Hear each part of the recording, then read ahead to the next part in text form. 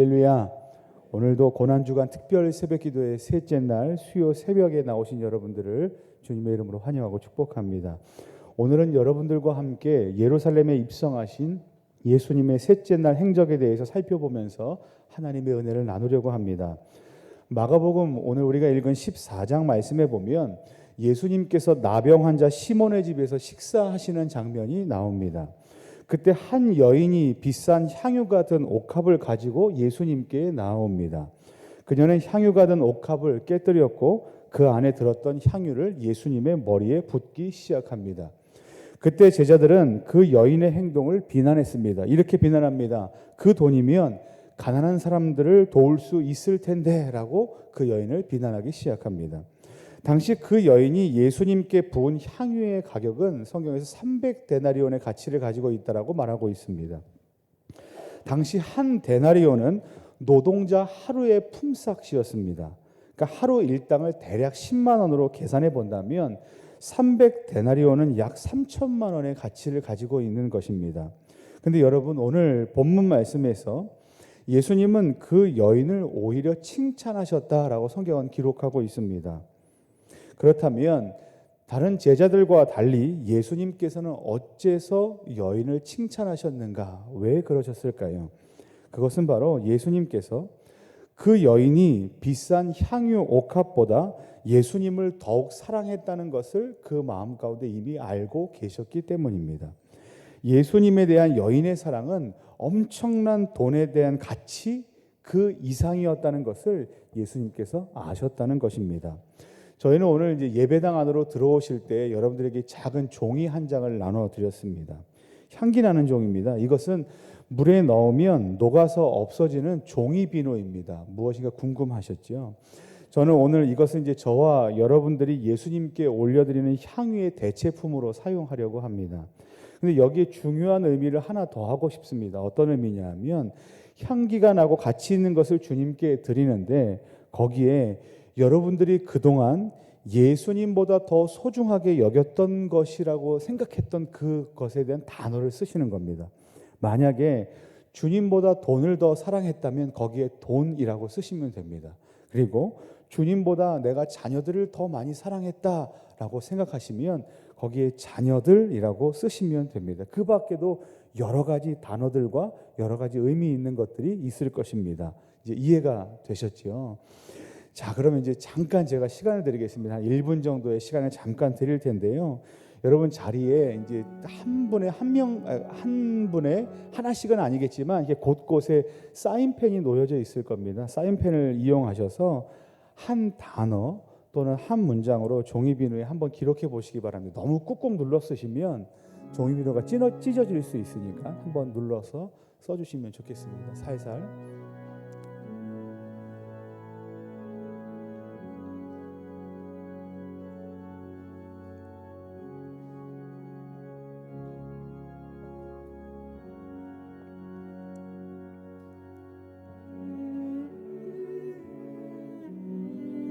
혹시 종이비누를 못 받으신 분이 있다면 손만 들어서 보여주시면 같이 교역자분들이 나눠드리도록 하겠습니다.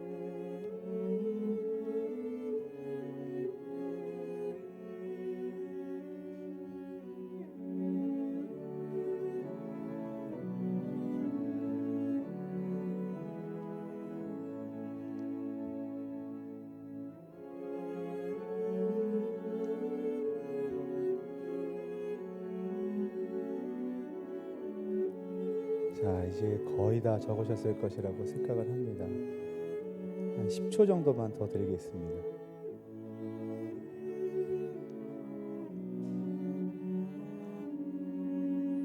네, 감사합니다.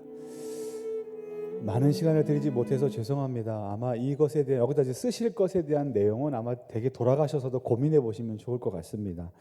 여러분들은 주님보다 더 사랑하는 것으로 어떤 것을 그 자리에 적으셨습니까?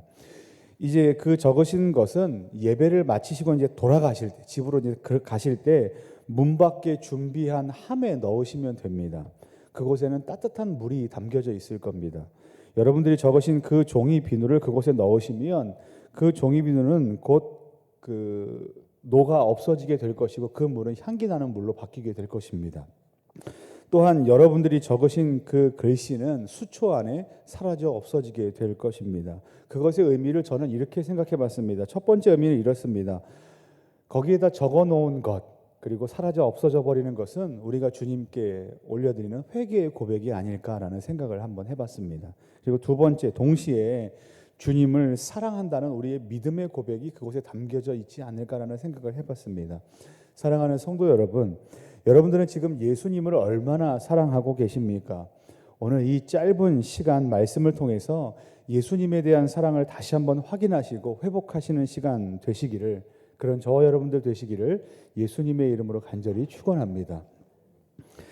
우리는 계속해서 고난주간 특별 새벽기도의 기간에 십자가 아래에서라는 주제를 가지고 하나님의 말씀의 은혜를 나누고 있습니다. 그 중에서도 오늘 저와 여러분들이 살펴보고자 하는 것은 죄와 그리고 예수님을 동시에 바라보게 하는 십자가라는 제목입니다.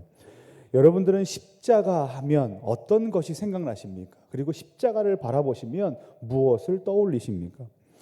우리는 십자가를 통해서 두 가지를 동시에 떠올려야 한다고 성경은 얘기합니다. 첫 번째는 무엇인가 하면 우리는 십자가를 통해서 우리가 가지고 있는 죄, 우리의 죄를 정확하게 봐야만 합니다. 이것이 첫 번째 우리가 봐야만 하는 것입니다. 두 번째는 우리는 십자가를 통해서 예수님께서 우리를 위해 흘리신 보혈을 바라봐야 합니다. 예수님의 초점을 맞춰야 되는 거죠. 두 가지 시선. 첫 번째는 우리의 죄와 그리고 예수님의 보혈, 이것에 두 가지 동시에 초점을 같이 둬야 한다는 겁니다. 이처럼 우리는 십자가를 볼 때 우리의 죄 그리고 예수 그리스도를 동시에 바라보는 시선을 가져야 하는데, 이것이 바로 십자가를 바라보는 균형 잡힌 시선입니다. 근데 여러분, 만일 한쪽으로 치우쳐서 우리의 죄만 바라보고 예수님의 어떠하심에 대해서 만약에 보지 못하게 된다면 어떻게 될까요? 그렇게 되면 우리는 확실하고도 행복하고 소망스러운 죄사함과 용납하시는 그 주님의 은혜를 보지 못하게 될 것입니다. 그래서 어떻게 되는가? 결국 우리 영혼은 소망 없는 삶을 살게 될 것이고 절망의 심연으로 빠져들게 될 것입니다. 이것이 예수님을 바라보지 못하고 우리의 죄만을 바라보는 사람의 삶의 모양입니다. 그런데 이번엔 반대로 우리가 예수님의 어떠함만을 바라보고 우리의 어떠함을 바라보지 못하는 사람이라면, 이런 사람이라면 과연 어떻게 될까요?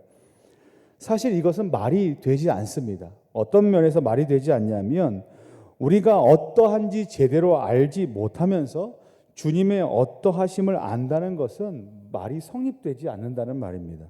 왜 그럴까요? 아무리 은혜가 풍성하게 넘치도록 주어져도 우리가 어떤 상태에 있는지 알지 못했다면 그 은혜가 은혜로 느껴지지 않는다는 겁니다.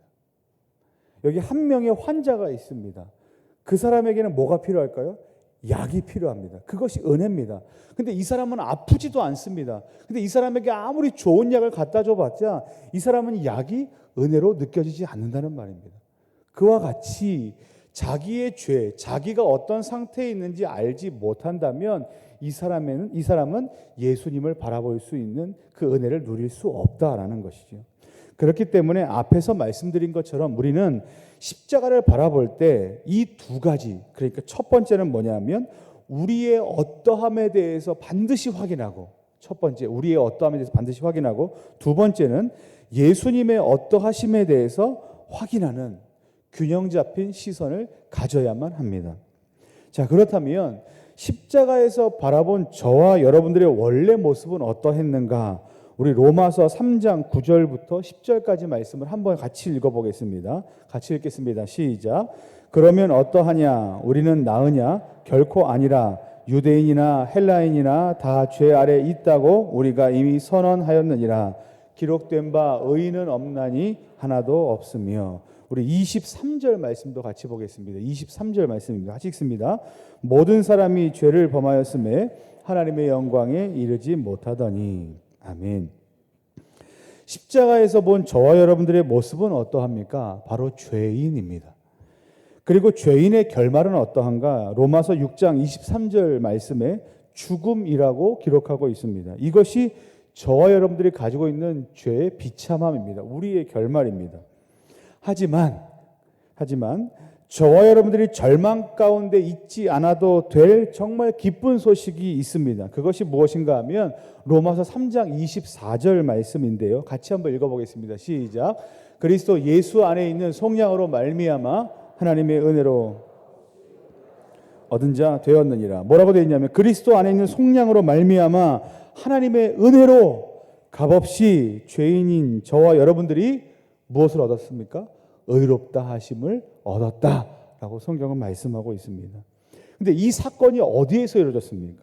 로마서 5장 8절 말씀에 우리가 아직 죄인 되었을 때 그리스도께서 우리를 위하여 죽으심으로 하나님께서 우리에 대한 자기의 사랑을 확증하셨느니라 라고 기록하고 있습니다.